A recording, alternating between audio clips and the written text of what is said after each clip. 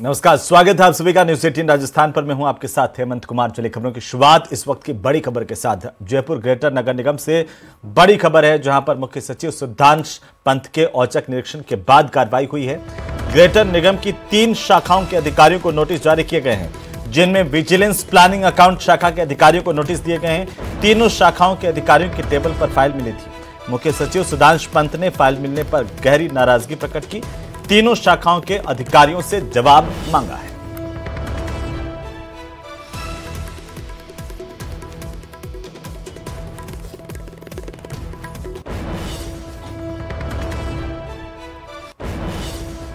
और इसी बीच राजधानी जयपुर से बड़ी खबर, जहां कल 11 बजे सदन में प्रदेश का लेखानुदान पेश किया जाएगा। सीवरेज व्यवस्था सुधार करने के लिए बजट आवंटन इस दौरान संभव है। तो साथ ही आपको बता दें कि मेडिकल वेस्ट निस्तारण और सीईटीपी के लिए भी बजट का आवंटन किया जा सकता है। रिंग रोड से जुड़ी घोषणाएं की जा सकती हैं। शहरों में एलिवेटेड रोड पर घोषणा हो सकती है। पुल का जाल बिछाने से जुड़ी घोषणा भी संभव है। एलिवेटेड रोड को लेकर के बड़ी घोषणा की जा सकती है। फूड प्रोसेसिंग के प्रोत्साहन के लिए योजना का ऐलान हो सकता है। तो कल 11 बजे विधानसभा में लेखानुदान पेश किया जाएगा। वित्त मंत्री के तौर पर दिया कुमारी लेखानुदान पेश करेंगी। तो फूड प्रोसेसिंग इकाइयों से जुड़ी घोषणा की जा सकती है। उनकी स्थापना को लेकर बड़ा ऐलान हो सकता है। वहीं भरतपुर में सरसों अनुसंधान केंद्र के लिए भी घोषणा संभव है। महिला उद्यमियों के लिए कम ब्याज पर ऋण देने की घोषणा की जा सकती है। स्टार्टअप के लिए कम ब्याज पर ऋण देने की घोषणा संभव है। तो वहीं कल 11 बजे लेखानुदान सदन में पेश किए जाएंगे। और इसी बीच आपको बता दें कि युवाओं के स्टार्टअप को लेकर के बड़ा ऐलान किया जा सकता है। चाहे वो युवाओं की बात करें, महिलाओं की बात करें, किसानों की बात करें, इसे लेकर के कई ऐलान किए जा सकते हैं।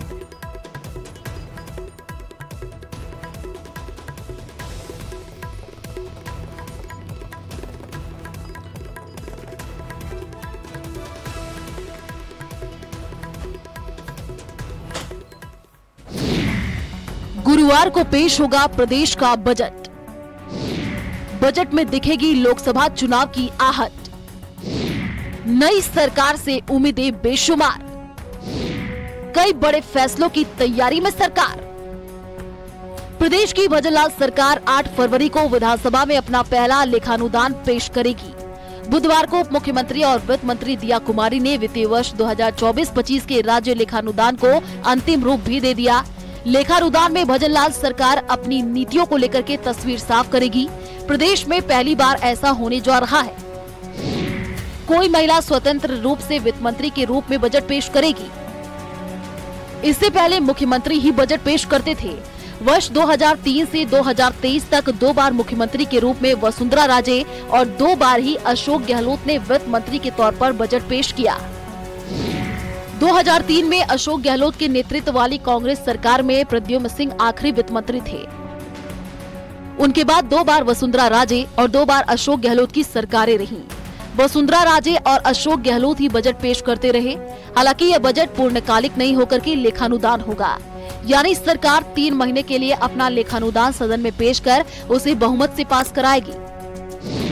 लेखानुदान एक विशेष प्रावधान है, जिसके द्वारा सरकार वर्ष के एक भाग नई सरकार के गठन तक के लिए व्यय करने के लिए पर्याप्त धनराशि के लिए सदन की मंजूरी प्राप्त करती है।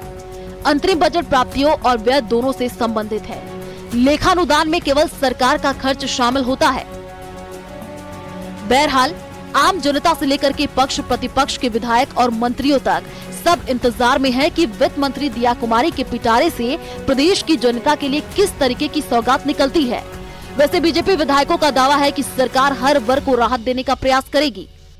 राजस्थान में तमाम सड़कों का है, चिकित्सा क्षेत्र में हो, शिक्षा क्षेत्र में हो, पंचायती राज में हो, सभी क्षेत्र में पूरा विकास का काम होगा, बजट आवंटन होगा, यही हमारा कहना है। निश्चित रूप से जो राजस्थान की जनता जो इस उम्मीद और विश्वास को इस सरकार से लेके हुए इंतजार कर रही है, निश्चित रूप से उन विश्वास पर हम लोग खरा उतरेंगे। किसान और गरीब के कल आने वाला लेखानुदान शानदार होगा, हर वर्ग के लिए अच्छा होगा और कल का लेखानुदान गरीब को गणेश मान के पेश करने वाली भजनलाल जी की सरकार, हमारी मुख्यमंत्री जी सरकार। दिया कुमारी ने कुछ समय पहले ही लेखानुदान कर अपनी प्रतिक्रिया देते हुए कहा था कि मोदी सरकार ने पहले भी सभी वर्गों का ध्यान रखा है और लेखानुदान भी सबकी आकांक्षाओं को पूरा करने का प्रयास रहेगा। जाहिर है लेखानुदान में सरकार कई ऐलान कर सकती है। नई भर्तियों की घोषणा होगी, डीजल पेट्रोल पर वैट कम करना, कर्मचारियों के लिए ओल्ड पेंशन स्कीम, हर घर नल का जल, किसानों को ब्याज मुक्त लोन, किसानों के लिए एमएसपी पर बोनस बढ़ाने की घोषणा, गाय पालने पर मिलेगी सब्सिडी, स्थानीय उद्योगों में युवाओं को रोजगार, लखपति दीदी योजना की घोषणा, अवैध माइनिंग पर सख्ती, अस्पतालों में गुजरात मॉडल, हर वार्ड में एक वॉलंटियर, चिरंजीवी योजना का नाम मुख्यमंत्री आयुष्मान योजना के नाम पर हो सकता है। उत्तराखंड की तर्ज पर राजस्थान में समान नागरिकता बिल यूसीसी लाने की घोषणा होने के आसार है। आपको बताते चले कि विपक्ष सरकार पर पेट्रोल डीजल की दरों पर वैट घटाने और नई भर्तियों के ऐलान को लेकर हमलावर है। सरकार ने चुनावी समय जो वादे किए उन वादों को निभाना पड़ेगा। आम जनता को राहत देनी पड़ेगी। पेट्रोल और डीजल पे जो वेट लग रहा है, अनेक प्रकार की जो विसंगतियां, उन विसंगतियों को कल इनको दूर करना पड़ेगा। डीजल और पेट्रोल में राजस्थान में वेट सबसे ज़्यादा है। मैं सरकार से मांग करूंगा कि इसमें कम करें तो सभी लोगों को राहत मिले। उम्मीद हम ये करते हैं कि वास्तविक आम जनता जो गांवों में जो बिना सड़क के बिना पानी के रह रही है उन तक बजट जाए, ऐसा कोई लेखानुदान ऐसा प्रावधान करे। सरकार तो बढ़िया है। बहरहाल नई सरकार से उम्मीदें बेशुमार हैं। सरकार लेखानुदान की घोषणाओं की बदौलत लोकसभा चुनाव में पूरी की पूरी 25 सीटें जीतने की तरफ कदम बढ़ाने की कोशिश करेगी। लोक लुभावन घोषणाओं का अंबार दिखेगा, पर इनमें से जुलाई तक कौन सी योजनाएं धरातल पर उतरेंगी, इस पर सबकी निगाहें टिकी रहेंगी। कल के लेखानुदान में भजनलाल सरकार जन आकांक्षाओं को पूरा करने की दिशा में पहला कदम उठाते हुए दिख सकती है। सरकार ने हालांकि ऐलान तो बहुत किए हैं, जनता के बीच में इसका असर भी दिखता है, लेकिन अब पहली चुनौती लोकसभा के चुनाव की है। इसलिए माना यही जा रहा है कि कल का लेखानुदान लोक लुभावन हो सकता है, नई भर्तियों की घोषणा हो सकती है, साथ ही पेट्रोल डीजल पर वेट घटाने के लिए भी सरकार कमेटी का गठन कर सकती है। देखना यही होगा कि आखिर वित्त मंत्री के तौर पर दिया कुमारी किस तरह से प्रदेश की जनता को संतुष्ट करती हैं। कैमरा पर्सन अविनाश के साथ बाबूलाल धायल, न्यूज़ 18 जयपुर। वहीं श्रीकर्ण नरेंद्र कृषि विश्वविद्यालय के तहत राजस्थान कृषि अनुसंधान संस्थान दुर्गापुरा में 5वें ब्रासिका सम्मेलन का आयोजन किया गया। ये 3 दिवसीय सम्मेलन जिसका उद्घाटन कृषि मंत्री डॉक्टर किरोड़ीलाल मीणा ने किया। इस दौरान उन्होंने प्रधानमंत्री मोदी की विचारधारा को पेश करते हुए कहा कि प्रधानमंत्री जी देश को आत्मनिर्भर बनाने की बात करते हैं, इसीलिए हमें आत्मनिर्भर होने के लिए काम करने की आवश्यकता है। उन्होंने वैज्ञानिकों से विचार विमर्श करते हुए कहा कि हमें प्राकृतिक आपदा और चेपा जैसी समस्याओं के समाधान के लिए तकनीकी इजाद करनी पड़ेगी।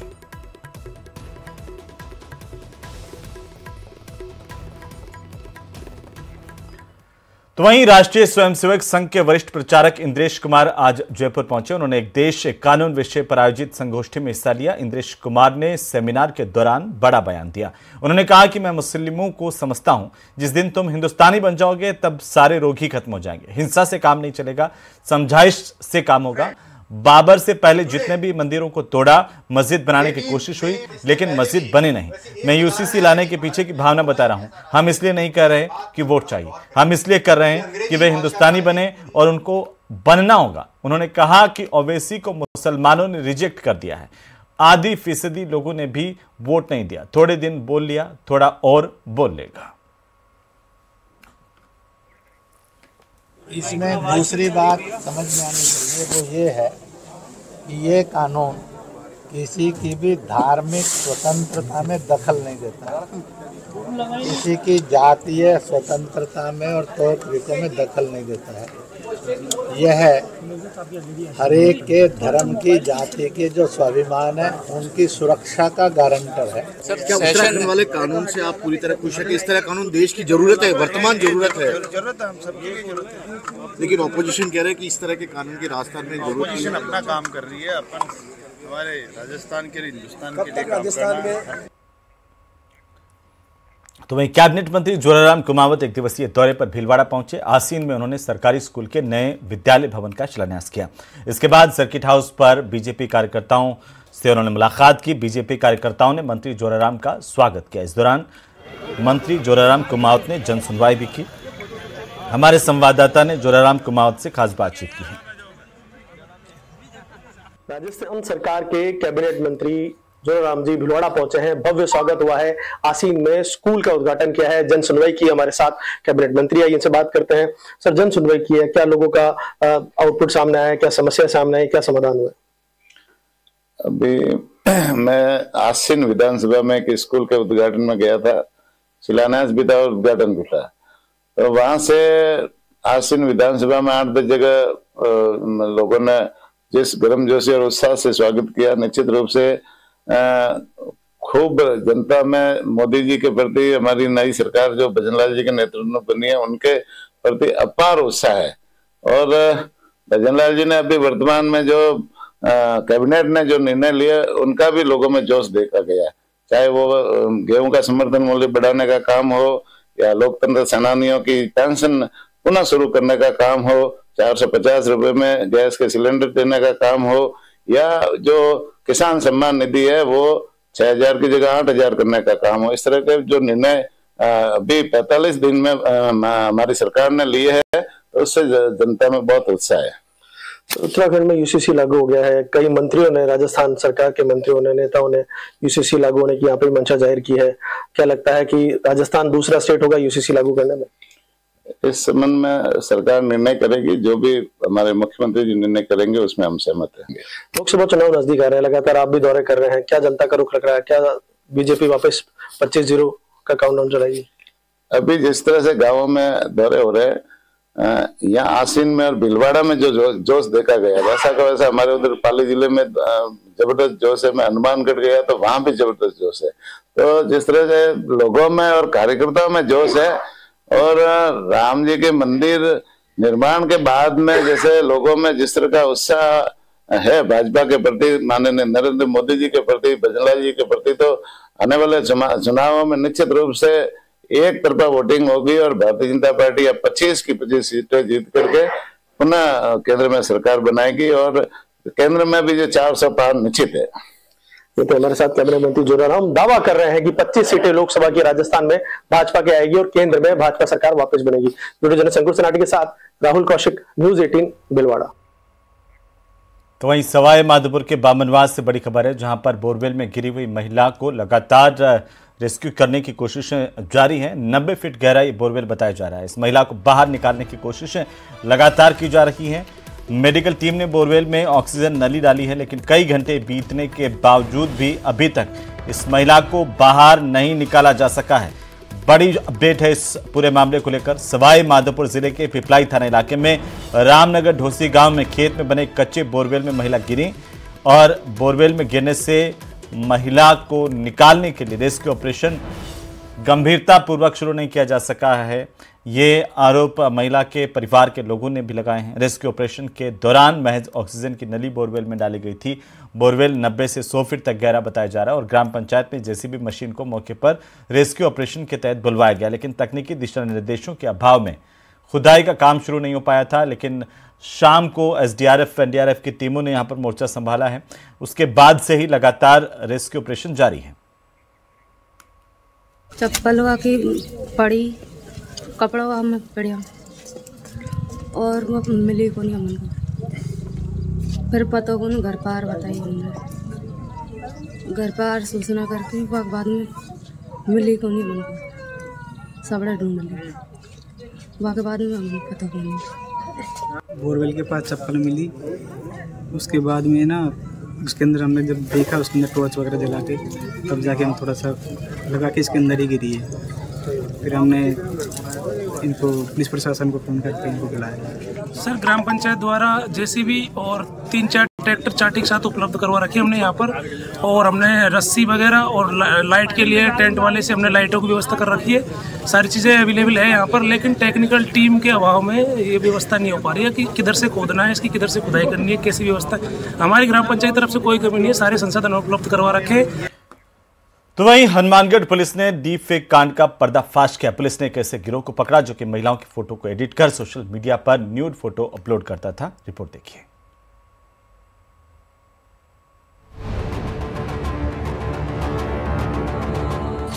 हनुमानगढ़ में डीप फेक कांड, शातिर गिरोह का हुआ खुलासा। बहू बेटियों को बनाते थे शिकार।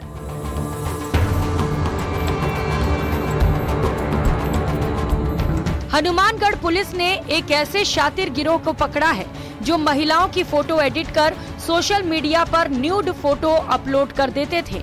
इस गिरोह को लेकर पुलिस ने सनसनीखेज खुलासा किया है। एसपी राजीव पचार ने बताया कि ये गिरोह मृत व्यक्तियों के नाम से फर्जी सिम लेता था और वाईफाई हैक कर फर्जी अकाउंट बनाकर सोशल मीडिया पर न्यूड फोटो अपलोड कर देता था और इसकी साजिश के शिकार महिलाओं को ब्लैकमेल करता था। ये लोग बेसिकली क्या करते थे, ये जो लोग जो गांव वाईफाई जिनकी लगी है उनका सबसे पहले वाईफाई हैक करते थे। उस वाईफाई में एक्सेस करने के बाद फेक आईडी जनरेट करते थे, फेक टेम्परेरी और फेक परमानेंट दोनों तरह की आईडी जीमेल के ऊपर, दूसरे जो सोशल मीडिया प्लेटफॉर्म है उनके ऊपर जनरेट करते थे और उनके माध्यम से फेक अकाउंट क्रिएट करके फोटोज अपलोड कर रहे थे। इनका जब मोबाइल सर्च किया, तलाश की, तो उसमें 4,005 डिफरेंट जो लड़कियां हैं अपने हनुमानगढ़ की और आसपास के जिलों की, जिनकी फोटो उन्होंने सोशल मीडिया प्लेटफॉर्म से उठा रखी थी। पुलिस के हत्थे चढ़े नोहर निवासी योगेश मिश्रा और नीतीश मिश्रा दोनों सगे भाई हैं और ये दोनों भाई मोबाइल रिपेयरिंग का काम करते हैं। पुलिस ने दोनों के मोबाइल से 4005 महिलाओं के फोटो बरामद किए हैं। साथ ही उनके पास से सोशल मीडिया पर 35 फेक अकाउंट और 13 फेक जीमेल अकाउंट भी मिले हैं। जिस टाइम अरेस्ट किया इनको, उस टाइम ये लगातार पैरेलल में एक आरोपी 6 लड़कियों से चैट कर रहा है, डिफरेंट तरह की, ज्यादातर चैटें उसी तरह की हैं। ये अपने आप को थोड़ा सा हाई फाई दिखा के दोस्ती करते थे लड़कियों से और फिर उनके साथ संबंध बनाते थे। दरअसल 2022 में नोहर थाने में एक शख्स ने अपनी पत्नी और पुत्री के न्यूड फोटो अपलोड करने का मुकदमा दर्ज कराया था, जिसके बाद पुलिस ने साइबर टीम के सहयोग से 2 साल तक जांच पड़ताल के इस मामले के तह तक पहुंची। फिलहाल दोनों शातिर बदमाशों से पूछताछ जारी है। न्यूज़ 18 राजस्थान के लिए हनुमानगढ़ से राजू रामगढ़िया की रिपोर्ट। तो वहीं दिव्यांग बच्चों में प्रकृति ने कुछ कमी छोड़ी जरूर हो, लेकिन अतिरिक्त रचनात्मकता देकर के उन्हें कहीं न कहीं नवाजा भी है। लेकिन ज्यादातर लोग इस बात को नहीं समझते। श्री गंगानगर का एक स्कूल ऐसे बच्चों के लिए वरदान साबित हो रहा है।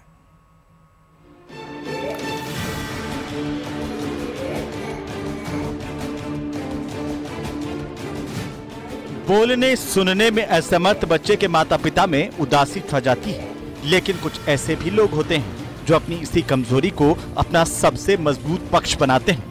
दुनिया के साथ कदम से कदम मिलाकर चलते हैं। इन नौनिहालों को समस्या को चीरकर आगे बढ़ने की राह बताई जा रही है।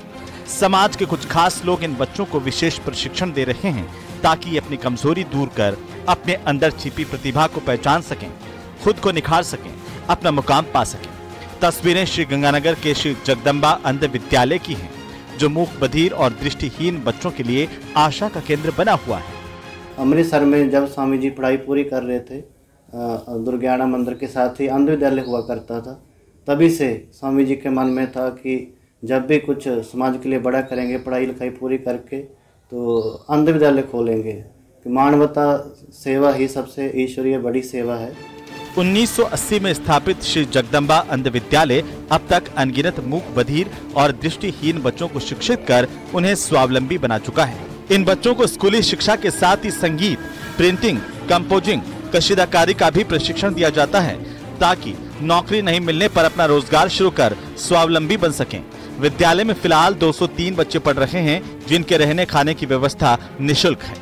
आज की डेट में अंध विद्यालय में और मूक बधिर विद्यालय में टोटल लगभग 203 बच्चे पढ़ रहे हैं। जो अंध विद्यालय का स्कूल है वो 10वीं तक चलाया जा रहा है और जो मूक बधिर स्कूल है वो 8वीं तक चलाया जा रहा है, जिनका रहना खाना पीना सब संस्था के द्वारा किया जाता है। श्री जगदम्बा अंध विद्यालय को राज्य स्तरीय पुरस्कार के साथ ही 1996 में भारत सरकार ने भी सम्मानित किया है।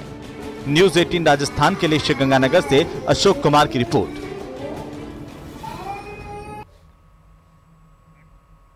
और इसी के साथ ही इस बुलेटिन में फिलहाल इतना ही। आप देखते रहिए न्यूज 18 राजस्थान। नमस्कार।